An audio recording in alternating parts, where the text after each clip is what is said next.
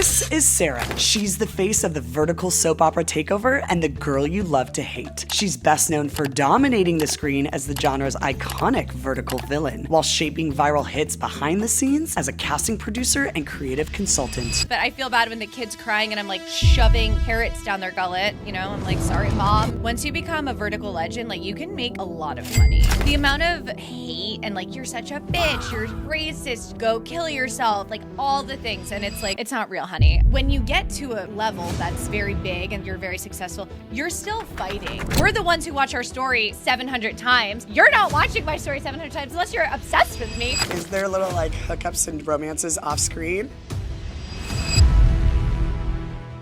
Hi, Sarah. Hi.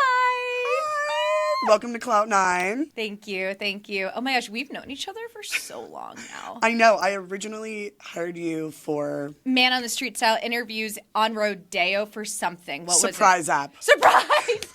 Yes. That was like our first client ever. Oh my gosh, what was it again? It was like a box. The box. Oh my God, the box. Like, and there was different little things in there that you get. And then it was an app with like games and stuff like that. And basically we hired you to be like our on-camera host. And you were just like a ball of energy. Always. And just crazy in the best way. Yeah, for sure. But for everyone that doesn't know Sarah, she is now a vertical soap opera star. She plays a villain in all these vertical soap operas. And let's share with the audience, what is a vertical soap opera? Sure. Hey guys, I'm Sarah Moliski, and you guys may have seen me throwing wine in people's faces, pushing pregnant women down the stairs, or stealing werewolf sperm. Like, there's a little bit of everything involved there. And so basically what a vertical soap opera is, also known as a microdrama. You guys, if you're scrolling on TikTok or Instagram, you may have seen these little ads of this interesting content that you're like, either, wait, I'm obsessed, I need to see this, holy shit, or it's like, what the hell, I need to see this. Is this real? So they're really cool. They're basically soap operas. They're movies almost. It's a 1 minute long episode. There's 60 episodes, and the first 60 episodes? There's 60. So we shoot it like a actual feature film, and there's there's 60 episodes in each series, and they're 1 minute long. So, you know, when you get to the bottom of the first episode, there's a good little cliffhanger there that gets you excited to watch the second one. And yeah, that's what we do. Wow. And then how did you get into it? Because it went from you doing Man on the Street interviews to all of a sudden I couldn't book you for anything anymore because you were so busy. I know. It's basically I started doing them 2 years ago when they were considered cringey and nobody wanted it on their IMDb. And everyone's like, wait, you're going to do this? This is a bad look for you. Like, representation didn't want me doing it. Other actor friends of mine didn't want me doing it. I was like, why? I don't care. I'm playing a fun villain. Like, who cares? I'm getting paid. And then it just snowballed. And I think it was also because in Hollywood, there wasn't much going on due to pandemic stuff, writer strikes, all that kind of thing. And then these started just popping off. And then I got really lucky. I was working for this company called Real Short, which is one of the bigger. Yep, I've seen that. Yeah, they're great. They're awesome. I would say most of my known characters come from Real Short. I love working with them.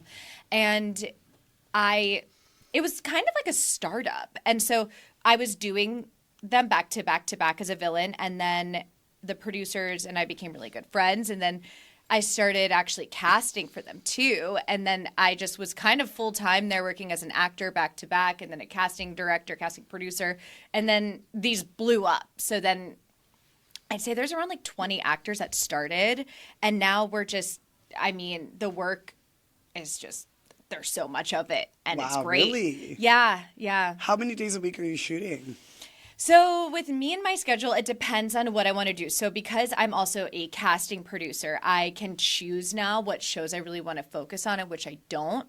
So for example, in January, I haven't worked on anything as an actor, but I start a show next week and then I go directly into another one right after. So I'll be on set probably 20 days in a row. Solid. Wow. Yeah. What do you like better, being a casting producer or being an actress? Okay, so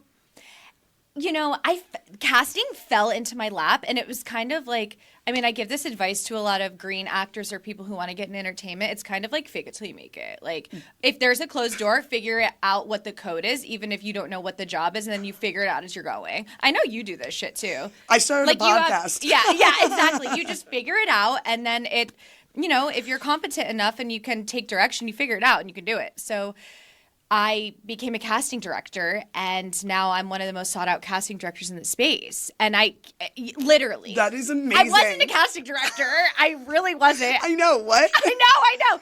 But I love it, and I'm really good at it because I know all the actors personally because I started with them. I know who you can pair with who. I know how to, negotiate budgets for everybody. Like, I'm really good at it. So what I like better... It depends on if I get a really shitty script or if the script's really good. I obviously love acting. It's really fun. But I honestly prefer when I'm attached to a script from the beginning where I'm a casting director and then the producers are like, oh, it's you. Can you just be the villain? And I'm like, yeah, girl. Mommy's here. So then I'll be the villain in that. So I start with pre-production and then I book all the actors and then I have my assistant do some of the smaller background things. My assistant? Yes, oh my girl. Live curvy, love you. XOXO. And then I get to be the villain in that. And then it's from the beginning to the end. And I do like having my full mittens involved in a project. So it's really fun that way. Wow. Okay, so you're casting and then you act in it. Yeah. And then at what point are you going to direct these? I know. Honestly, I don't think I will. It's insane. I don't know how the directors do it. They have so much work on their plate. But because I cast so much and I act in them and I started when these started, I'm an expert in vertical soap operas. So I get asked to consult on all of these new apps. And it's kind of, I'm like, okay, well, I guess I do it all now. That's amazing. Yeah, it's really cool. Wow. So walk me through a process of filming for 20 days. Like, how do you film all of these episodes? 60 episodes? Mm-hmm. How long does that take? What does it look like? How long are your days? So it depends on each project. So one project might be a 10-day shoot. One is a 7-day shoot. One can be a 12-day shoot. The thing about vertical soap opera, I would say the biggest difference of filming a vertical versus we call them now horizontals, like back in the day, like an old movie or what you guys see on Netflix. We move really quickly. And I mean, you know this. You do so much social media stuff and you're great at that. It's just like go, go, go, go, go. So I would say the biggest difference is the crews need to know how to adjust if they're used to working on traditional film. It's so different and fast-paced. So some of the earlier scenes are more important because, they're before the paywall. And so those we take a lot more time on. And then sometimes we're on hour 13 of the day and we still have 3 more scenes, it's like, all right, you got one take. You got one take, girl. But the thing is, all of the actors who do this a lot, I'm so impressed by everybody because we have learned now, because I do these, I'll look at a script and memorize it in 5 seconds. I was going to ask, yeah. You really figure it out. And the actors are great, even though sometimes you might look at it and be like, oh, wow, these actors are so bad. We're not. We're just playing a werewolf and it's a soap opera. So it's telenovela. It's supposed to be that way. So it's really fun, but it's also a lot on you. It's a lot of moving parts. Sometimes you'll do 30 pages a day, and traditionally you would do like 5. Like maybe. Max. Yeah. So it's crazy, but it's really fun. And it's exciting when you see the project come out and you're like, wow, we did do that. Yeah. So, I have definitely gotten caught watching those where I'll see one, I'm like, this is stupid. Uh-huh. Next. I know. Next. I'm like, why am I invested that he impregnated his sister? I don't understand. I know, but you need to know. And then there's a nephew and a werewolf and someone's a billionaire. There's always a fucking billionaire. I know. There's always a billionaire. And you play such a good villain. Thank you. What is your favorite vertical drama that you've done? My favorite vertical drama that I've done has to be this show called The Virgin's Bucket List. LOL. ... That was my favorite show. It's a young adult show, so it's in high school and it's really fun. I was definitely a Regina George type, and my favorite thing about that was, well, I actually wasn't even supposed to be in it. I was casting it, and then I wasn't going to do it, and they were like, we don't really like any of the options. Can you read for it? So also for all the actors who are like, oh, you get to just be in something because you're casting it. No, I don't. I also sometimes have to read, but I had to read for that one, and then they were like, okay, you're going to do it. And I was like, okay. And it was really fun because the executive producer and the director allowed me to not have to just be so over the top, because sometimes as a note for an actor, like I don't get to explore being calm or being a villain like that and being a bitch. I have to be like, "Fuck!" like all the time. And so that was really fun for me to be able to kind of just be a natural cunt. You know? Okay.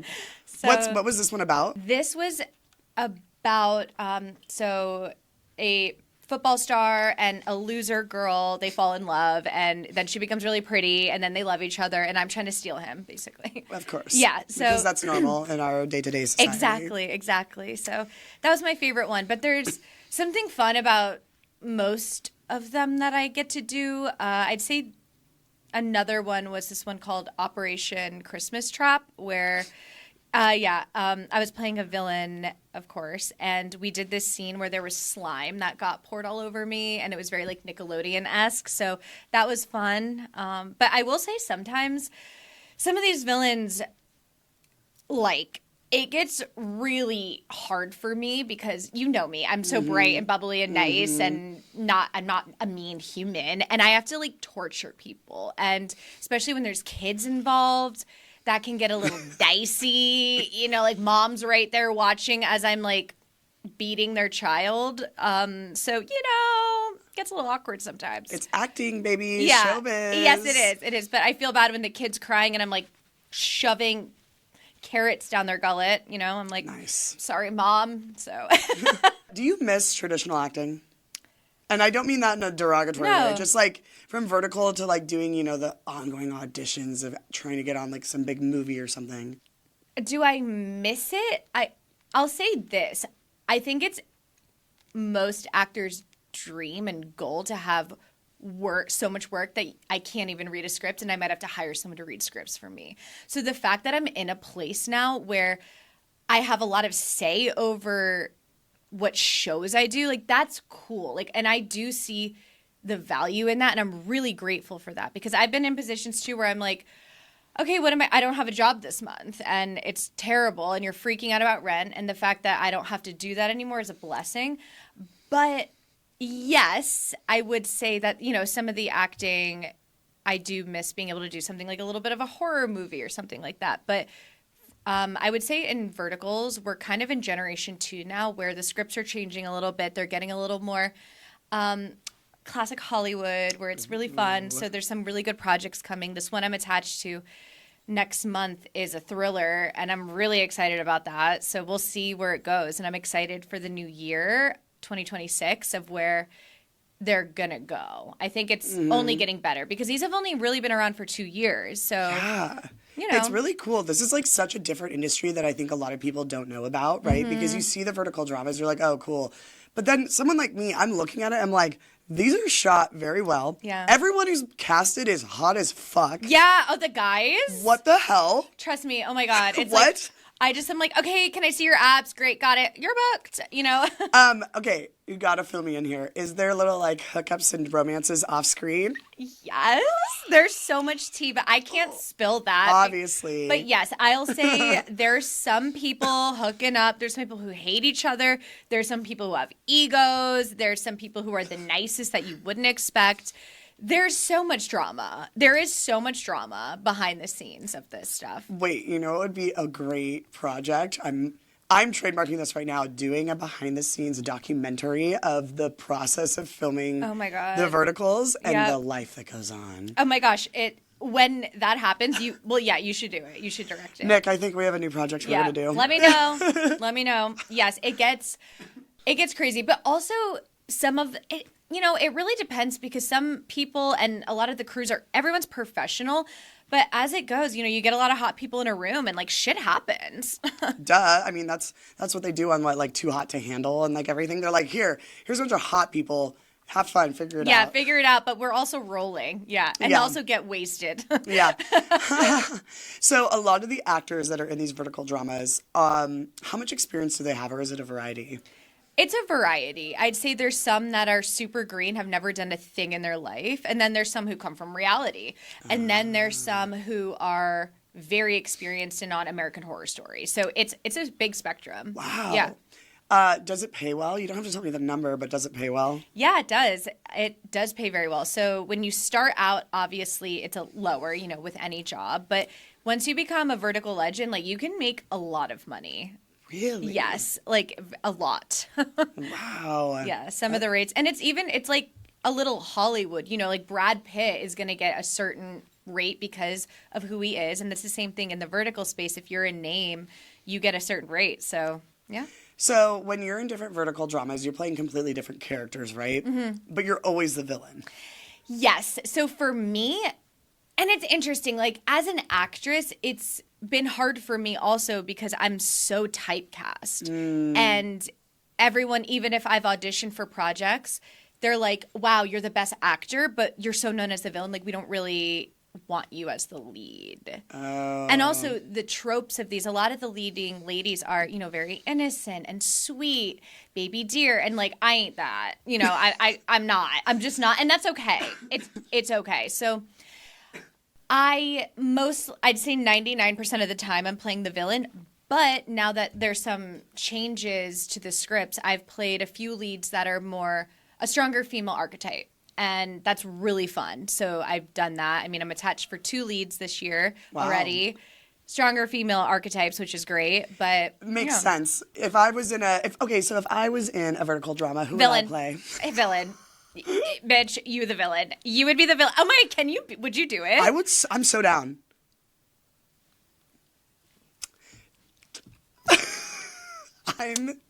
Honestly, you would be great. Give me like, how many days do I need to be here to film? Like 7. Dude, I'll come out for a week and be in a vertical drama. You can stay with me. I'm down. Honestly, you actually can. Wait, we should do that. Wait, I'm super down. It's fun. Yeah. It's fun. You would even just get, I think, a laugh out of it. Yeah. You should. I'm so down. I mean, I'm literally casting one right now. Yeah. I'm just getting live casted on my own podcast. No, seriously, that's how it works. I would play a really good drug dealer too. Oh, you a Russian would. drug dealer. Yeah, bring her. She has to do it. Wait, yeah, no. All right, Sarah, what do you want? Wait, no. This is Heated Rivalry Part 2. Don't let me go. Yeah. Oh my God. Yes. We're writing it already. Wait, did you watch Heated Rivalry? Not yet because I want to binge it. Leave. No, I'm just kidding. Is it done? No, it's amazing. It's the best thing in the entire world. Nick. It's hot. No, Nick literally was like, you have to watch this. He's like, it's gay hockey players. And I go, but what's in it for me? He's like, no, watch it. No, it's hot, right? It is not only hot, but the most amazing, romantic, incredible love story I've ever seen and read about and listened to in my entire life. It's the best filmmaking and storytelling I've ever fucking seen. Well, the cool thing also about verticals are there's a lot more I digress. Gay verticals now, and they're really good, and they're hot too. So if you guys are interested. Oh my God, I wonder if because of Heated Rivalry, maybe there's going to be some Definitely. Yeah, vertical gay hockey dramas. Absolutely. There's already so many hockey dramas to begin with. I'm literally casting a hockey drama right now, and there's been. Really? Yes. It's not gay though, unfortunately. Damn it. But I know. But there will be. There 100% will be. Wow. Yeah. This is so fun. Yeah. So, I think I read in your bio that you've won some awards. Yeah. What have you won awards for? So I've won awards. I've won every single villain award that exists. Are you like the #1 villain? Yes. So awesome. And not to sound like a bitch, but I am. I'm that girl. I am that bitch. And yeah, everybody comes to me for villains. So yeah. Wow. Okay. So are these awards like award shows, like the Grammys? Like how are we looking here? So it's funny. Like again, vertical soap opera land has been around for 2 years now, but we are a little Hollywood. So there are a ton of fans. There are actual award shows, and some of the apps do award shows too. So yeah, I've won every villain award that exists so far. Wow. And I don't want to jinx it because I'm up for another one and we'll see. But there's so many other great actresses out there too. I think it's just some of the characters I play are very just like iconic too. So I get paired with a good script too, and that's very helpful. I think it's the same thing that happens in Oscarland too. Yeah. Like, actors fight for certain scripts because they know that role and show will be marketed well, so then you're going to get an award for that. Yep. So I'm kind of learning that also as I go, where I'm like, shit, I should probably take that script over that one, even if I'm making less money, because that'll get me that. Yeah. It's kind of weird. Wow, that's so cool. Yeah. Oh my gosh, it's so cool to see how much you've grown in this world too. Thanks. Thank you. Wow. Okay, wait, I had another question. I just lost it. Okay, so with like, I guess, going back into like social media land, right? So you're doing these verticals and, you're seeing them online. Are these actors' followings big because they're, seen online a lot? There are some actors who have big followings, but a lot of them don't, honestly. Like, I'd say I have one of the bigger followings, and it's not like I have 50 million followers or anything. A lot of the actors are very green and don't have a huge following, but when they do a show and it drops and it goes viral online, they'll get like 40K right away. So it is a really good opportunity for people to, if they don't have a following, get on it quick, and then it happens for them. I've seen some actresses who do a couple back-to-back shows that go really viral, and they had like 100 followers. They didn't have anything, and now they're at like 80K. So it's good. It definitely gets you something. And as you know, then you can start making money with brand deals, and then you can start utilizing that in a different way. So for sure. All right, what's the negative side of doing these verticals? Do you get hate a lot? Oh, God, yeah. Oh, my God. Especially the villains. I mean, you know me. I was on Dartman forever. Yes. I was like, I've just always played a villain, and it's so funny. So I get, now not as much, I think, because I've become a little bit more of a name in it. But I'd say like last year and years before, the amount of hate and like, you're such a bitch, you're racist, go kill yourself, you piece of shit, you're ugly and fat, like all the things. And it's like, it's a show. It's not real, honey. But that goes with social media. I don't really care about that. It doesn't really affect me, that portion of it. But I would say a negative side of working on shows that you have to have a social media presence for in some capacity. Like, you want to post about it because it's not like White Lotus where you're just booking it and you don't have to have an Instagram, I'd say the feeling of that you're not doing enough. The feeling of feeling behind, like it's never enough. That definitely gets to me. If I'm on set every day in a 12-hour day and I don't have time to go on my phone, and then I'm like, shoot, I didn't make a TikTok, I didn't do a reel, I didn't do like a get ready with me, then you're like, I wasted time with my social. So it's hard. It's really hard to do all of it and stay sane. Yeah, it's so hard because before I had met you, I was working full-time. Well, I was working full-time on set as like a PA. Right. And and that's when I was going viral. So I'd work like 12-hour days on like a TV show, come home, make a TikTok, post it, sleep for 2 seconds. Yeah. And then go to the gym and do it all over again. Yeah. It was crazy. Oh, right. God forbid you do something for your mental health. Like yeah, gym. yeah. And I was bodybuilding at the time because I'm insane. Right. Obviously. Yeah. Duh. But yeah, I was just about to like say, because I don't see you post as much anymore. I know. But I mean, is social media the one making you money, or is it the verticals, Well, it's interesting. I had a huge meeting yesterday with a big team that now wants me because of all of this stuff, which is exciting and it's great. But they're like, you don't really utilize your socials. I'm like, I know, but I'm on a 12-hour minimum day, and then I'm casting. And I'll be honest with you, like, I probably like 2 years ago, I was pretty big on TikTok and, millions of views on every video. Like, I was live streaming and all that stuff. I didn't make any money. Like, I was getting millions of views on my like dumb little videos, but I made like, I don't know, like maximum $1,000 a month. Mm-hmm. And I was like, okay, then I started doing these. I started making an income and like being able to, build a savings. And I'm like, okay, I'm getting more known as an actor, and that's really what I want. Right. I do the social to like help that. Yeah. But yeah, it's important also. I just feel like as creators nowadays, like whatever your department is or dream or thing, you really do have to be good at social also. Mm-hmm. And you really have to be able to make your time to do it all. And it's hard. It's hard. It's so hard. It's tough. I mean, like, I run a business, but I have to make time every week to do social stuff. But also, that makes me happy. Yeah. Like, legitimately, like, creating makes me happy, just as probably acting makes you happy, Yeah. right? You should tell whoever is hiring you, be like, yeah, I'll do socials more if you hire someone to follow me around all day and edit it for me. No, seriously. And even some of these apps are starting to hire, like, celebrities, like, actual celebrities. Like, Really? there's a couple coming out that you guys are going to be like, holy shit. And I do know there's a couple TikTokers, too, with massive followings that are like, okay, well, I need it in my contract that I have time to make TikToks. Yes. And I'm like, good for you. They won't do that for me because I'm an actor, but that's smart. I mean, who says they won't do it for you because you're an actor? You just start That's adding true. it into your contract. You're literally the villain queen. And, It's true. You know? That's true. It's true. Know your worth. Know your worth. Know your worth. Know your It's worth. like a writer for DJs, right? Like a writer where they're like, I need only green Skittles in my green room. Yeah. Yeah. So it's definitely something personally that I'm like, okay, I need to get back into this because I do have a good following and I don't utilize it as much as I did. But I think I focused really hard for 2 years on acting and casting and networking.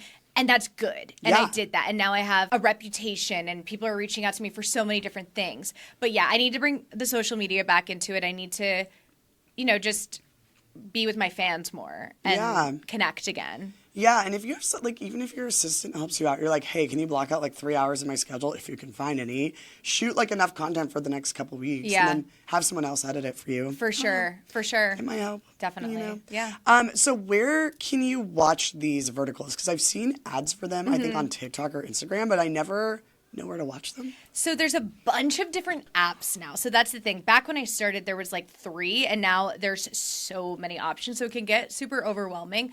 But the ads will pop up whatever if you're scrolling, and usually it'll say the app it's from. So let's just use Real Short as an example. Real Short is an app that you can download in the App Store, and all these shows are like that. So there's different apps that you download, and then you watch the full show there. And there's a subscription there that you have to pay for, but there's also ads. Which, I was just the coin thing. I was just about to ask, how do these people make money? Yeah. Subscriptions. Yep. And ads. Yep. Wow. Yes. And then also the views that they get, it's like 300 million views. So it's they make a lot of, there's a lot of, yes, yeah. What? Not every show gets that, but a lot of them, it's like 200 million. Like a low one is like 20 mil, I'd say. Who's watching this? People all over the world So, also. Wow. Yeah. So do you know the audience? Like who's watching it? It depends on the show. So there's also different genres. There's YA, which is a young adult, which is a little bit more of like an 18 to like 30 who likes watching like a Gossip Girl vibe. And then there's some that watch the Billionaire CEO Core, which is Love like, that. I know, which is like the hot guys in the suits who hook up with people, and we like watching those scenes. And that's a little bit more like, maybe like a housewife, Midwest wants to watch that, which is exciting. And then there's people, a lot of my fans are in Philippines and all over. So it's kind of a massive range. Wow. Grandmas watch it too. Like I was at dinner with a girlfriend last night, and she's like, my grandma's watching these now, and is like, so like, what's the tea with Sarah? Like, and it's funny, like everybody's into them now. And I'm excited though, because sure, some people make fun of the content, and you're like, we talked about where you're like, what is this? But Hollywood is getting involved now. So How are they getting involved? making their own apps. Disney just is partnered with Drama Box, this other app I work with. Like it's coming and it's happening. No Hannah way. Stocking just starred in one. No way. And that's out, so I can talk about that. She's on.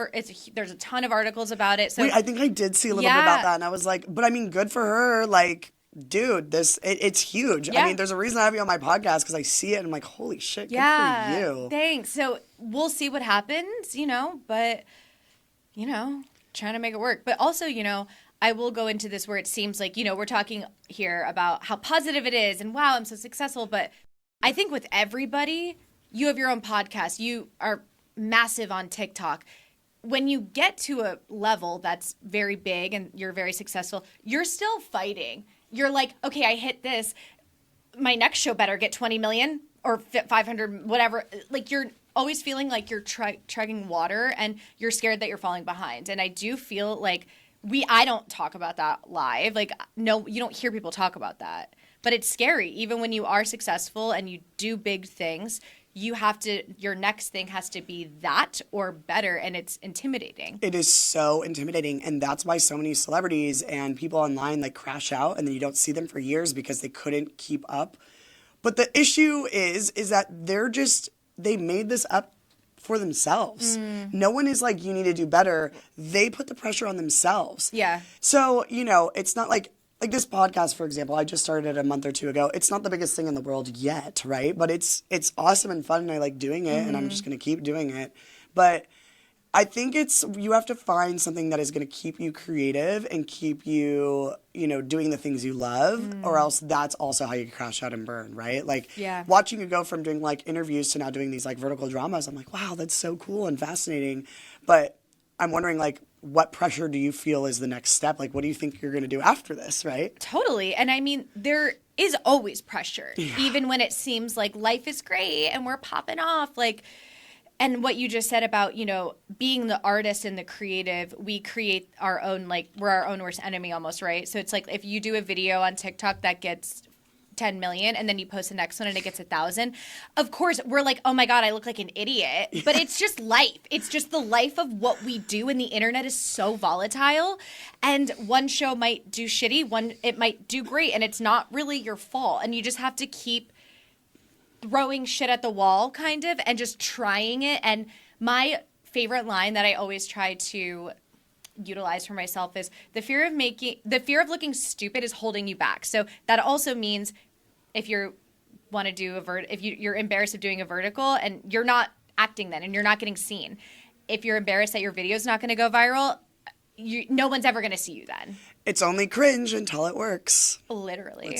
I could not agree with you more. Like, I have gotten over that, hump of like, oh my gosh, like for instance, we posted a video that got 1 million views, like 80,000 shares, 1 million views, like a really good conversion video. Yeah. And then the very next video we posted, it got 10,000 views. And I was like, whatever, it happens. Like, all right, back to the drawing board. Let's see how we can make it better next time. Like, it doesn't mean that you're a failure. And also, you got to remember, only 10,000 people saw the video.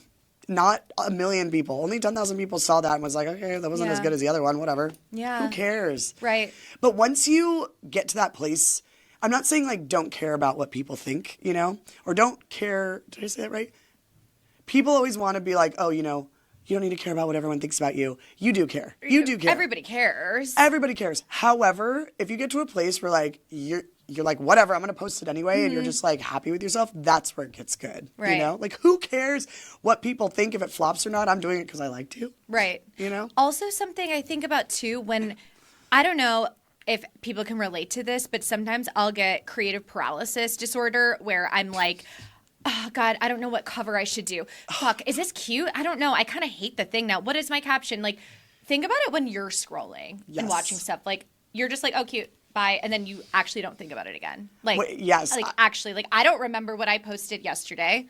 Do you? Like, really? Like, we're the ones who watch our story 700 times. You're not watching my story 700 times unless you're obsessed with me. And then I love you. Then you love me or hate me, Yeah, I know exactly what you mean because we spend so much time on things. It's because we look at our own selves more than people look at us. Yes. I always said this analogy when I was a fitness trainer too. If you were too nervous to go to the gym, I was like, no one is staring at you as much as they are staring at themselves in the mirror working out. Yeah. Nobody gives a fuck about what you're doing. Nobody does. And then you see all these videos of people being like, nobody cares about what you do, and standing on top of a table and screaming in the middle of public. But yeah, and you're just holding yourself back if you are limiting yourself just because you think people are judging you. Everyone's judging each other, and nobody cares. Right. Totally. So, okay, now we'll go into this other world here. Is there anything you're struggling with right now that we wouldn't see? Because you seem so happily and bubbly right now, Yeah. So I'd say in general, my personality type is I do best around people. I get energy from others, and it fills my cup to interact, to be on set. That's why I like casting. But when I'm at home too long, working from home, I get so depressed. Like, I am such a people person. So the funny thing is, if I'm going through something, I'll do a podcast, I'll do an interview, I'll be on set, like bubbly, bubbly, funny girl, and then I'll get in my car and hysterically cry. Like Pisces girl through and through, emo girl in my soul, 100%. So right now in my life, I wouldn't say there's anything that I'm like really struggling with. I'm in the middle of a move, and that's annoying. I'm trying to find a house on Zillow, and I can't look at another purple dot. I'm gonna slam my head against a wall. We're in the I know, you know, searching it's phase. so annoying. But I'd say in general, everybody, even if some of my fans are watching this who watch verticals, like some of the bigger stars who look like they're perfect, like we're all going through something. Mm-hmm. Like even if it's as simple as trying to make sure this show is as good as my last one so that I keep getting booked. Also working as an actor in the space, I might not get booked next month. I don't know. They could hate me. I don't think that'll happen, but yeah, you're right. That's it's just a fear. But yeah, same with social media. Apps could get deleted tomorrow, and then yeah, what? then it's like, okay. Cool. Yeah. Yeah. I guess everyone's done. I guess it's done. Great. AI's taken over. Yeah. So I'd say like I'm always kind of going through something just because I'm an emotional human in general, but I feel my best when I'm with people for sure. So Yeah, same. I mean, I love being around people. I do love my alone time too because I'm very social, and then when I'm alone, I'm like recharge. But I feel you. My energy goes up the more people that are in the room. Yeah. So okay, now we're gonna take it back to the beginning, to the the small you. Mm-hmm. When did you get into acting, and why did you get into acting? Oh my gosh. Okay, so I got into acting when I was 8 years old, and yeah, I've been acting forever. And I kind of think the reason I'm an actor is because I don't do anything else. Like I'm this far in, you know what I mean? Like let's see how it goes. And I thank God I had that outlet when I was younger because I was an insane child. Like I would do anything for a laugh. Like I'm telling you, like anything, like things I can't say on this podcast that are disgusting. And so I was involved in a musical theater thing when I was from 8 to 18. And the funny thing is I would never get female roles. I would always play a boy. And the director... Like as a guy or as a girl? As a boy. Like I'd play like Linus and Charlie Brown, like Cogsworth and Beauty and the Beast. Like I was a boy. Interesting. Yeah, and I always wanted to be a pretty girl and like play a princess. And so I did learn at a really young age rejection and wanting a role that they don't want you for. So I've always like been in that position. So that's why I'm always like, yeah, if I get rejected from something, girl, I've been in this boat for a while. Mm-hmm. So it doesn't hurt me that much. I'm like, yeah, whatever. Okay, on to the next thing. So yeah, I started that, and then I'm from East Hampton, New York. So that's where I grew up. And then I moved to Manhattan. I went to college there. I went to Hunter. Hated it so much. It was a commuter-based school, and it was like nursing vibes, and I'm like not that at all. Yeah, it must have been hard making a community there. There was none. I didn't have one friend. So it was kind of weird. It was like a job. You just go and leave, and there was no... Yeah, it wasn't fun. Like no school spirit or anything? No. It was weird. I really hated it, actually. And yeah, and then I was working as a personal assistant for celebrities and things like that. And then I was doing stand-up comedy. Really? Yes. I was trying to just do anything. I love that. Yeah. And then hosting and doing reporting stuff. And yeah, that was my life forever. Was this in New York? Yeah. Mainly? So this was in New York. So I was in New York forever.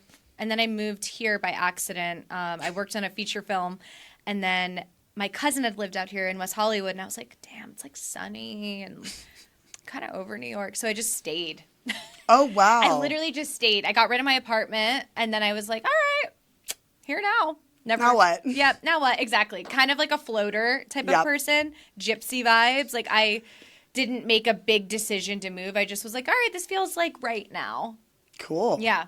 So then how did that transfer into acting in LA? When was that, by the way? Oh, God, I'm really bad with timing. I don't even know what I did last week. Cool. Like, so. How about age? I think I've been here for 8 years. So this happened like 8 years ago, okay. I want to say. And I just was acting. So I would audition for things. I would, like you hired me. I'd find producers and I'd work on something and host. It's brutal out here too. Like It's brutal. Yeah, it is. Unless you're verticals. For sure. So, but in New York, honestly, it's kind of easier, in my opinion, to be poor. And yes, because you can you don't need a car. You can just get around. You can walk on the street and make a friend. And people in New York are a little bit more friendly, in my opinion. Like, you can talk to somebody and they're not like, oh, like, what's your following? Okay, that's fair. Yeah, that's actually very true. Like, I was very fortunate to have awesome friends in LA, but then when I got into the Hollywood scene and meet other people, especially when you go to content creator houses and you're with other content creators, and maybe they haven't seen you before, and they're like, oh, who are you? And then you're like, oh, you don't know Alex, or you don't know da-da-da, and they're like, it's like, I know. Bro, can you just be a normal person? Who cares about our followings? I mean, that's why I have such a small group of friends here, and I don't really go to that kind of thing unless it's for a work event and I have to go. Yeah. But in New York, I just feel like you can walk into a restaurant and make friends with the bartender. Then you guys are like besties now. And like, I just feel like people have like normal jobs there. Here, it's like nobody has a job or you're a content creator. Nobody has a job. Nobody has a job. Like, I don't understand. Actually. That's why I left, because I was like, I literally left because I was like, nobody has a job. I started a business and everyone wants me to go drinking at like fucking 2 p.m. on a fucking Tuesday or going hiking at Runyon. And I don't want to go hiking at Runyon and taking pictures. Like, I just don't. No. But yeah, it was starting to swallow me whole because of that. Because I was like, everyone is just, wasted is the wrong word. I spent so much time driving around LA. I probably would spend 3 hours a day driving around because I had to go to Hollywood and go back to Santa Monica or something. Yeah, because you were West Side, right? Yeah, West Side. But then I would be everywhere. And then now in Vegas, it's like 20 minutes is 20 miles. And that's probably the farthest I'll drive, ever.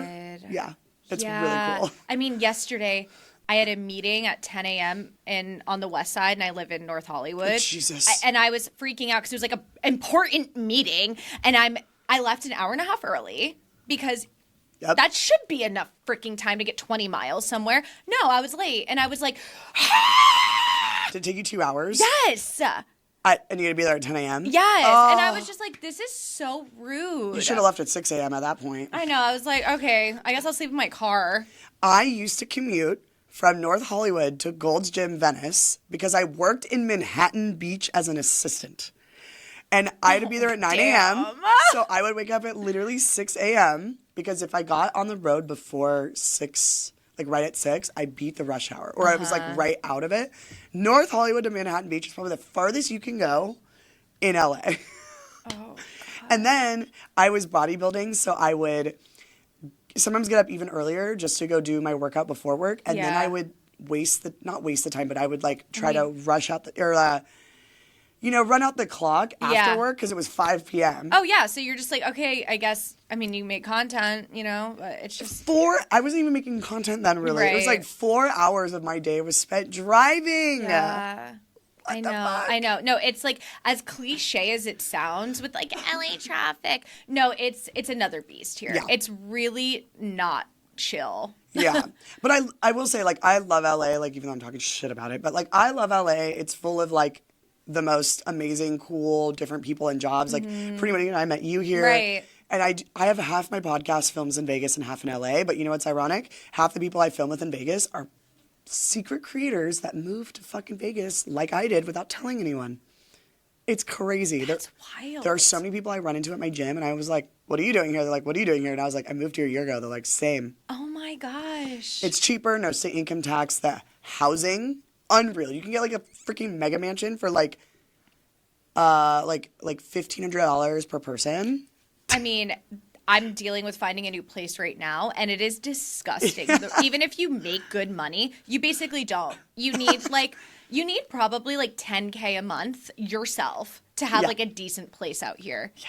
It's like, okay, but I will say, I'm from New York. I can move back there anytime I want, but I do like living in LA because I'm so busy and I have so many opportunities here. That's the thing. There's so many opportunities, and like the reason I'm in Vegas is because it's a 4-hour drive, 45-minute flight, and also like Vegas is also another entertainment like capital. Yeah. Like they're building a bunch of film studios out there. There's a lot of creators out there. It is becoming like a lot of media and entertainment. Plus, it's really close. So if I just want to come back, I just come back. Totally. Versus like New York, it would have to be a flight, and it has to be a planned trip, and that is a lot, you know? Okay, so Outside of verticals, what is some of your other favorite roles you've played? Okay, so outside of verticals, it's crazy for me to even think of that because the last 2 years I've just been doing this. I have a feature film out on Apple TV. It's called Live Stream, where I'm playing a live streamer, and it's very contemporary and it's very cool. And I'm a famous live streamer on TikTok, and there's like murders that happen. So that's really fun, and I loved that. That's the kind of thing I want to start doing a little bit more now that I'm more of a name. I think I can get a little bit more going on in that area. So that was probably my favorite role. Yeah, I think you posted about it. Yeah. And I was like, ooh, how I was cool. honestly, though, a little bothered because we didn't do any PR rollout for it. And I was like, kind of a missed opportunity there. But it's still up. It still did well. Did really well in the horror community. So that's exciting. What's your favorite genre to act in? Horror. Really? Yeah. Why is that? I don't know. I love blood. I love guts. I love dying. I love screaming. I just think it's really fun. And I also think even the cinematography of horror movies is really beautiful. I'd say my dream role would be something within a Gossip Girl horror. Something like that. Like American Horror Story, honestly. Okay. Like the dream. Ooh, Coven. Yeah, wait, did you see the new Ashton Kutcher show that's coming out? I've seen some previews and I am excited. I think it comes out the end of the Bella month. Hadid's in it, being hot and all that stuff. It looks so cute. I know, and the it's very vibrant and Yeah. blood, and it's made by the same guy who does American Horror Story. Yeah, yeah. Do you remember the show Scream Queens? Yeah. That's like my wheelhouse. Like Yes. something like that. Emma Roberts is all hail her. So yeah, I love her. So that's kind of my goals in terms of acting right now. Okay, who's a dream actor you want to work with? As my co-star, Yeah. male. We'll do male and female. Okay. Male. Male. I was just about to say Timmy.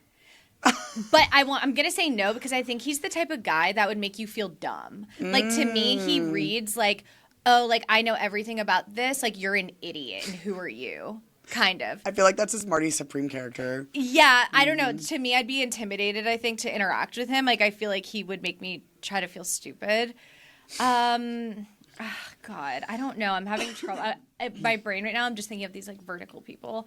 All right, take it back to like other actors, dream actors, anyone like in mind.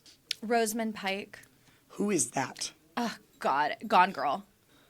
You know her. She's from Gone Girl. Oh, we're talking about girl. I thought we were still in the male. Sorry, I can't think about men Okay, right now. so I girl, hate them. girl. Rosamund Pike. Okay, Rosamund Pike. Why? She is incredible and such a baddie. Her acting is so good. I mean, I just look up to her a lot too. She plays a lot of female powerful archetypes. Yeah, let's check this out real quick. You'll love her. Yeah, I've seen Gone Girl. Oh, okay. She's cool. Yeah, she is cool. She's got that like blonde, like natural, like yeah, I've seen her before. I love her. I would love to play her daughter. Oh. Or something like that. Okay, wait, back to the men. Yeah. I would say some comedians. Probably, who are those three dudes with the curly hair? What's his name? Like, he has a fucking afro. Alcoholics. Workaholics. Like guys Adam, like that. Okay. I feel like they'd be so fun to work on a show with. Yeah, like Adam Levine. Devine. Adam Divine? Okay. Levine. Adam Levine. Nick's like, you guys are insane. Yeah. Yeah, a comedy would be cool. Yeah. Yeah, if I were to act with anyone. Blake Anderson. Blake Anderson. So those guys, I feel like would be so much fun on set, and it would just be like joking the whole day. Yeah. Something like that would be really fun. Oh, that's a good. Yeah, you make a good point there. I'm all here thinking about like the hot guys. I know. I don't really like hot guys. Oh yeah. Who are we into? Like Nosferatu vibes. Oh, I'm into. interesting. Like anorexic weird rats. Like the traditional hot man is not hot to me. You know, I do agree with you there. I look at them and I go, give me someone who's a little. What is the word for it? It's like unique, something there, like a little weird thing about you. Like what is the word for it? There was a word for it that was super hot and heavy the last couple of years. It was like medium ugly. Medium ugly guys. Medium ugly guys. Yeah. Medium so ugly medium guys. ugly guys is where my heart lies for sure. I definitely do love medium ugly guys. They have like something about them, a quirk. They're tall, long, a nose. It's just hotter to me. I don't know. Like a Pete Davidson. Are you Pete Davidson Yeah, fan? I think he's cute. Me too. I do. I like that. I'm he's into just, that. Like cute and MGK. hot. I know that's like he's hot to me. I know. I haven't thought about men in a while. Dude, I met him. Is he nice? Oh my God, he's so nice. So I was shooting TikToks for Warped Tour and he was playing and like, you know, I don't really get starstruck anymore, but when it's someone that I've never met that I do really want to meet, I was like, okay. And I'm working, right? So I was standing there on the side in my all black, like working, and he's with his posse. And in front of his posse, he like makes eye contact with me and goes, hi. And that was my chance. And I go, hi. Confident as fuck. I was like, hi, I'm doing TikToks for Warped Tour. I have this flip phone. Can you do a quick video on a flip phone? He's like, yeah, I got you in front of everyone. I have it on my phone somewhere. And he was like, what's up, guys? I'm on a flip phone. Da-da. Hands it back. He's like, thanks. And then goes back to his thing. And I was like, yeah, were you okay? I was okay. And then it gets better. A week later, my friend was working on his tour, and the second stop was in LA, and I happened to be there. And he's like, oh, I can give you all access passes. I was like, sick. Oh my God. So I take my friend Ruba with me. We go. We have the best time ever. And we have all access passes, so we can do whatever we want. At the end of the show, we're backstage because the whole show is in front of the stage. There's no backstage because of the set. It's huge. But we walk back, and we either could have gone left or right. And she goes, let's go right. Let's go over there. And then the security guard was like, oh, are you guys going to the after party? We're like, where? And she's like, oh, it's like that way up in the rooms. We're like, yeah, we're going there. So we walk in, and we just see a big group of like fucking influencers and people that are all part of the crew. And I was like, sick, we're here. And like, I'm an influencer. I am supposed to be here. Like, cool, like whatever. Totally. We go into the green room, and I run into a couple influencer friends. But like, dude, like Huddy was there, and like all those like guys were there. But my friend was there, and he's like, oh, what's up? I was like, what's up? We just started meeting people. MGK walks in, and, you know, it's like, to him, this is the green room. Everyone's chill. They know each other, or they're just like, oh, what's up, man? Nice to see you, blah, blah. And I was like, fuck it. I'm here. I met him a week ago. Fuck it. And so he walks by, and I was like, oh, hey, like, great show. I was the one that shot TikToks of you at Warped Tour. He's like, oh, my God. Yeah, I remember you. He's like, wait, you were just there, and now you're here? I was like, you know, doing exactly what you're doing. Yeah. And just, like, it was really cool. And then my friend Ruba was like, I'm going to ask for a picture. I was like, fucking do it. Yeah. And then we asked for a picture, and he looked at me, and like, okay, you know? And we got a picture, and I was just like, God. Sick. He's super cool. He seems sweet. Like, I feel like, obviously I've never met him, but just his interviews, he gives sweet person. Yeah. I don't know. He's really nice. He's also, like, sober now. I think he's been sober for 3 years. He has daughters. Yeah. He has 2 daughters now. Yeah. He's just a really good human. And at his shows, too, he interacts with the kids. Like, yeah. it's really, really awesome. Like, he's a really good one. And that's why I've always, like, I loved his music, but his energy, his style. He's just a good person. I love his music. Also, people hate on him so much. Good. He's hot, and he's good, and I love his stuff. He's so fucking talented. He went from rap to then having his first rock album produced by Blink-182, blew up. It's been 5 years, and he's like top dog. Had a child with Megan Fox. What? Yeah, he's good. He's good. Honestly, I feel like kind of that goes back to what I was saying about being like typecast. I feel like people, because he was so known as a rapper, and he's an amazing rapper. Yeah.